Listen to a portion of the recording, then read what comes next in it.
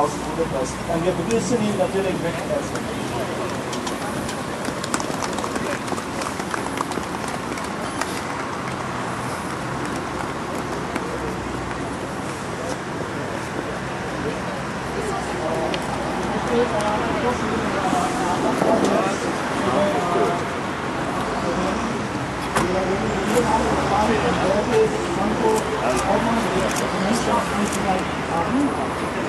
Die Kammer mit diesen Rückschreiben nicht erwähnt, bestimmten Wagen eingewendet.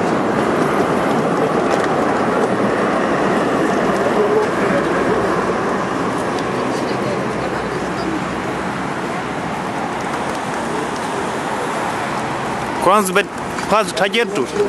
Also die.